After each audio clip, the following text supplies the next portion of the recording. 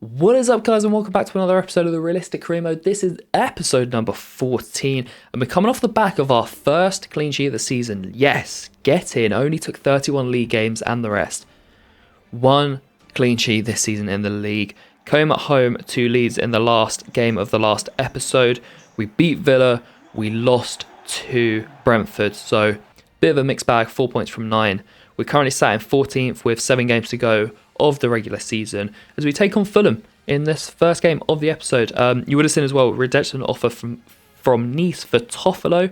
Again, just like Surridge, the left wing back is up for sale, but want it to be a realistic destination. And even though there are a few ex-Prem players at Nice now, Ross Barkley, Aaron Ramsey, just to name a couple, I still didn't think it was a realistic destination for the wing back, so we rejected it. Now, going into this game, we're sat in 14th, Fulham are sat in 15th. This is a bit of a nothing game, if we're being honest.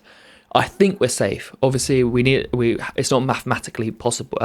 It's not mathematically confirmed yet, but I think we are safe. 3 points ahead of Marco Silva's men. Manos Salomon, you would have seen, is in form in the save. 3 goals and 3. He's also on fire in real life. I think he scored in his last 4 for Fulham, including an absolute beauty of a curling effort against Leeds in the FA Cup, helping his side progress to the quarterfinals where they face Man United. We did win a reverse fixture 3-2 at the City Ground earlier in the season. Taiwo scoring twice. God, I miss when that man was scoring. Oh man, we do miss Taiwo, informed Taiwo massively. Maybe he'll come back before the end of the season. Anyway, first attack of the game, Johnson forces Leno into an acrobatic save before Tom Kearney, the captain of Fulham, scores an absolute cracker, sends it top corner to give the Cottagers an early lead, and just over 10 minutes later they would make it 2-0. Harry Wilson, the young Welshman. We've got a balling Welsh young player, as do Fulham. Harry Wilson finesses it into the bottom corner beautifully. Really, really nice finish there, and it's 2-0 to Fulham. The post denies Fulham getting a third goal and going 3-0 up just before half-time. And Arujo forces Henderson and save on the stroke of half-time. So at half-time, we're absolutely in the mud here. We changed formations to 4-2-2. Gibbs, White and Dennis on for Maguire and Awonyi. And those two would combine with 20 minutes to go. Dennis lofts a beautiful ball over the defenders, by the way, which has Leno in two minds about coming out. Gibbs, White is brave and reaches the ball first to half the deficit. A huge goal for the young Englishman, by the way, who's been not in great form since returning from injury and has lost his place in the starting 11 to Lingard. We would have a couple more chances, but Fulham would seal the win. That man, Solomon, we couldn't keep him silent all game. He would get his fourth and fourth to seal the victory for the Cottagers, 3-1, and they move above us on goal difference. You would have seen Canada offered me their international manager's job. I said no. Less said about that, the better. As we move into the second game of the episode, Chelsea at Stamford Bridge. You hear it. I don't actually normally include the entire walkout in the start of the game, but that music that they play at Stamford Bridge is so iconic, I had to play it. You were seeing in their lineup, Chelsea signed German Mats Hummels in January on a cut price deal. The centre-back's contract was up in the summer, so they got him on the cheap. Great business, great experience, a good centre-back indeed, playing in England for the first time. Once again, no changes from us. I still back this team. I know we've just taken an L, but I do back this team. I think it's more on me than the squad, if I'm being honest. And, well, I think that would show. 3 minutes in, we would go 1-0 down. Raheem the Dream. It is fed through from another new boy, Patrick Schick, and he finishes to score his 17th goal of the season, by the way. Jesus, fair play, Sterling. I'm sure Chelsea in real life would have loved that. The lead would only last 6 minutes, though, as we would make it 1-0. Jesse Lingard, my God, maybe assist of the season? Potentially? I think so, from our point of view, anyway. Outside the boot, lofted ball over to Johnson. From inside his own half, the Welshman beats Hummels for pace and puts it far corner. What a finish. Johnson almost got his second of the game, by the way. A header, but Mendy gets down to his right really well, saves it. And then another Johnson header, not known for his heading, but almost scores another header. This time down the left from Lodi. Again, saved from Mendy. And then just before half-time, we're punished. Oh, my God. Patrick Schick to Pulisic, back to Schick, into Kante, finds Sterling, and the forward bags his second and Chelsea's second of the game. This one was frustrating as when I tried to clear the ball with Lodi, I held the button to clear it to the full amount. So I would think it would just go all the way downfield, ref would call for half time. It went about 10 yards in front of me and Chelsea punished me. Bit frustrating that, but it is what it is. Henderson would make a good couple of saves in the second half, especially from Christian Pulisic saving down low on his knees, sliding out. But the American would not be denied. Just 12 minutes later, he does score to extend Chelsea's lead to 3-1. Getting a nice ball in from Schick, I think it was again, and then getting it onto his left and curling into the far corner. This time the onrushing Henderson could not stop it. And that would be it, full time, 3-1. Another loss, but we move. We said these games against the top 6, top 8 aren't where our priorities lead. If we get points against them, it's a bonus, but the priority is the games against the teams around us. Let's not mention the Fulham result in the game before, because anyway. Yeah, I actually thought we gave a good account of ourselves in that game. To be honest, I thought we actually played really well. But anyway, we move on.